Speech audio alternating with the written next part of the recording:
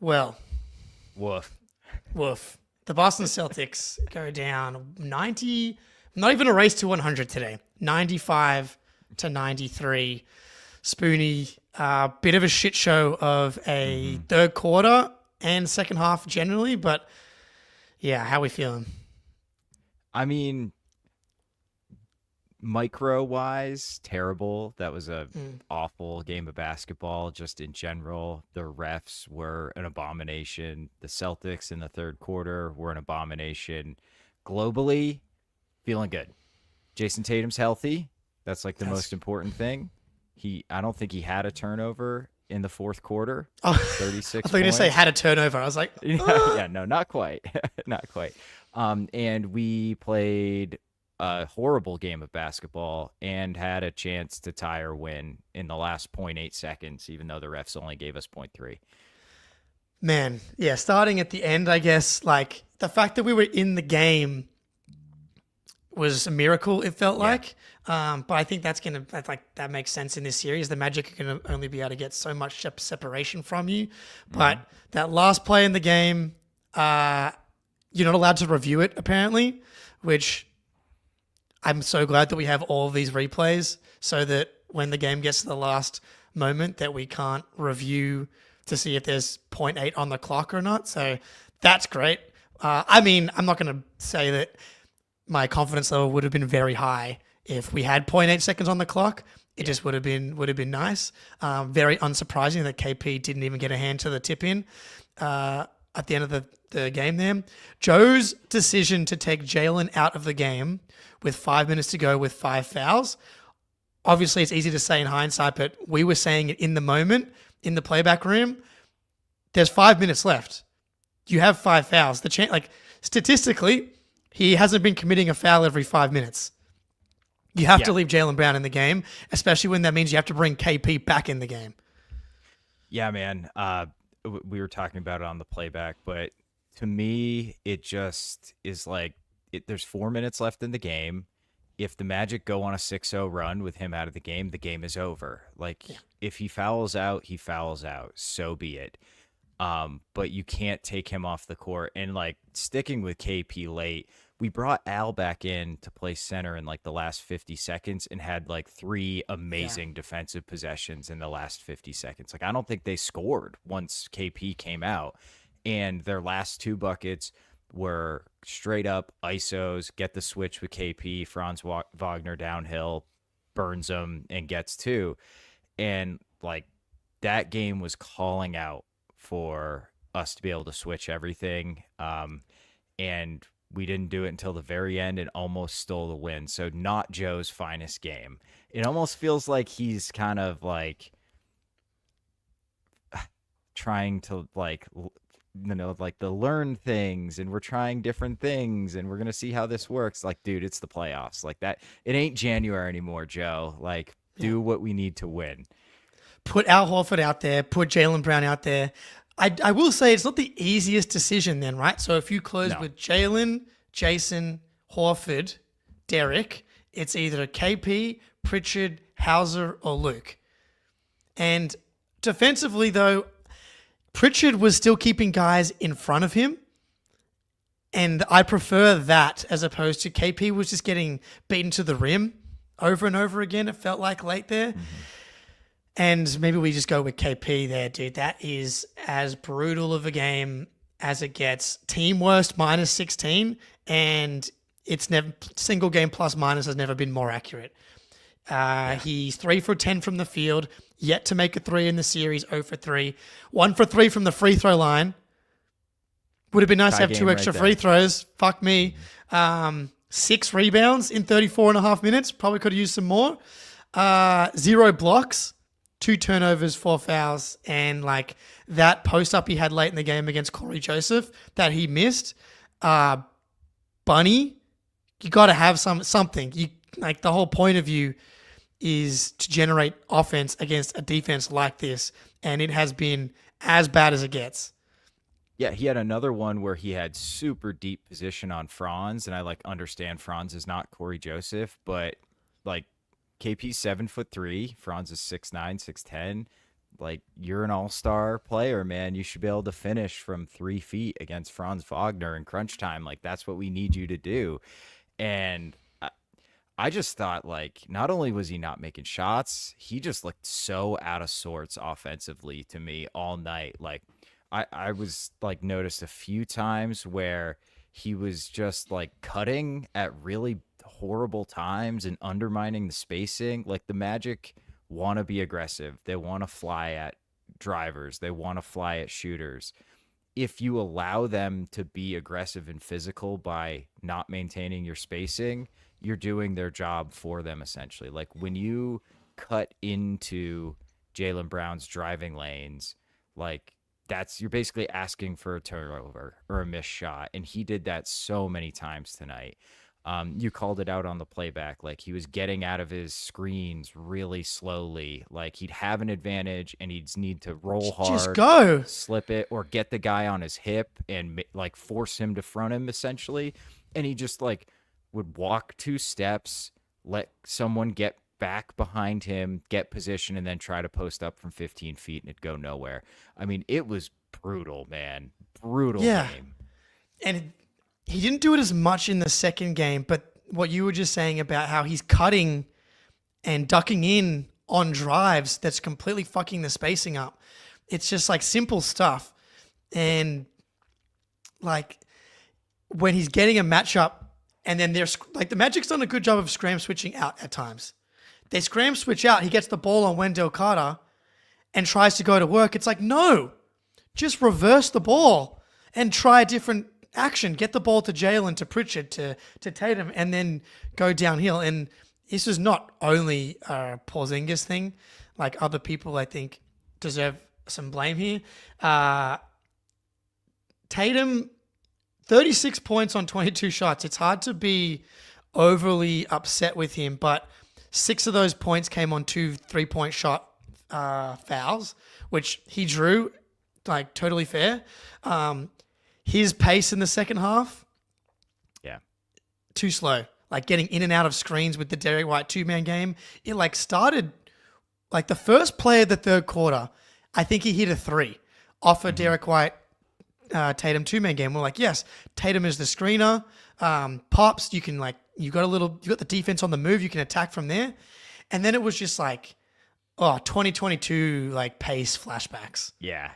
Yeah, it was brutal. And I feel like the people he was choosing to attack, and there's not a ton of people that are good to attack on this Magic team. That's why we had the second best defense in the NBA. But, you know, he's going at Paulo every possession, like in that third quarter, and it just wasn't working. Like, maybe let's try posting up Corey Joseph or posting up Gary Harris, like get that switch and then try attacking in a different way. It just felt so like rhythmic and rote, like every possession I've got Paulo on me. Now I'm going to square him up against a set defense and try to get by him. And Tatum is good enough that it works sometimes, but it just completely hijacks the offense at times. And that's when we are easier to defend than we should be. And that's why we ended up shooting fewer threes than the Orlando Magic. That is something that happened.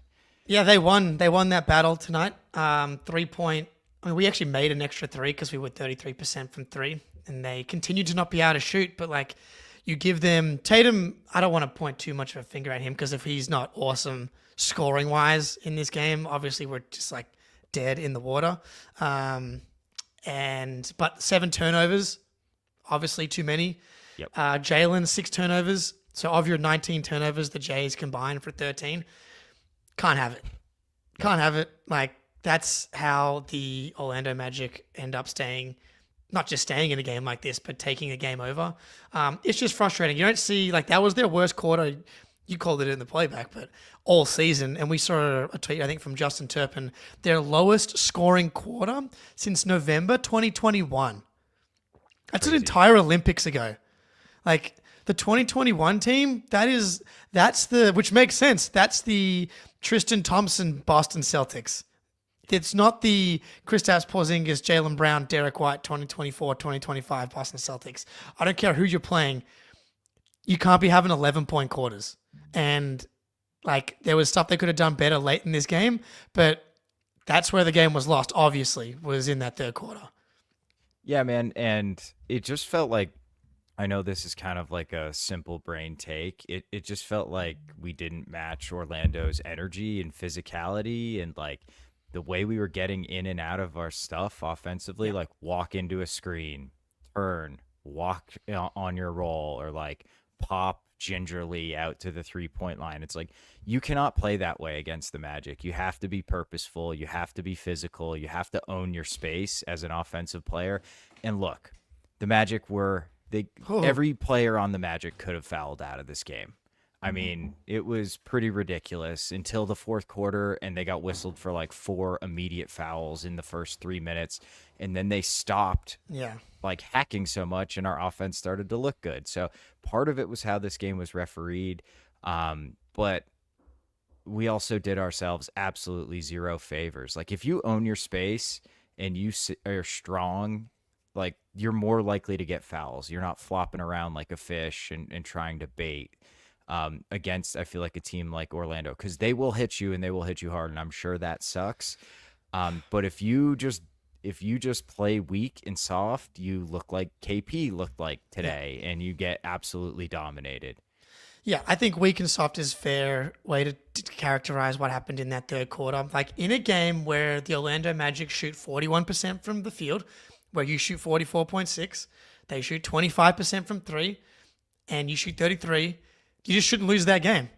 And how do you lose that game? The turnovers, and you lose the offensive rebounding battle 15-8, and that just ties right into how they played in that third quarter and that second half, because with like not taking care of the ball and not playing with the sense of urgency and physicality on the defensive glass, like can't have it. And now, Tatum's fine. I think we can kind of put his injury stuff behind us. Yeah. Jaylen limped off at the end of the game. I'm sure he was like feeling sorry for himself, so maybe he embellished the limp a little bit. But I didn't think physically he looked bad in this game. Drew Holiday's out with a hamstring injury. Does he come back for this series? Because I'm not someone who believes that they load managed Drew. I don't think that he would have missed this game unless there was a problem. And you felt his absence, obviously. If Drew plays, you probably win the game. Just because you can close with him over KP or whatever. But not feeling fine after this one. Howes has been MIA. Not a good series for him. No, obviously. It's not. They're too big, too physical, too fast. They close out on threes really, really hard, and then they send a second defender once you drive it. So you need to be able to put the ball on the floor and make decisions and make like pretty complicated reads with how they sort of rotate on the backside. That just ain't Hauser's game. So real quick on the margins, like you said, we got killed on the offensive glass. We got killed in the turnover battle. We took 74 shots, which is a season low.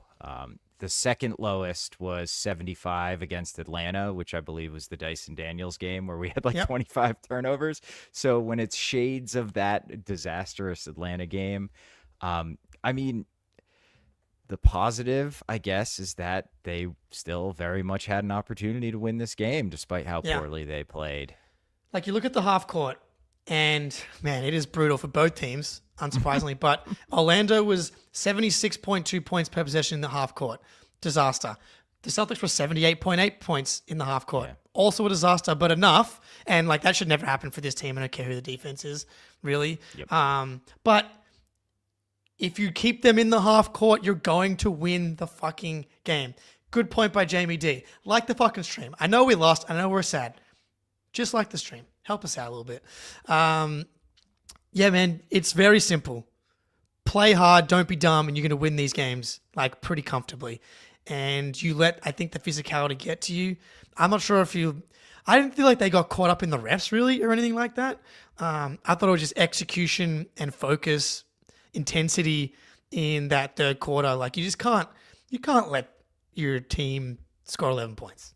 Someone's got to take over. So you just got to get some shots up, man. Like, stop turning it over.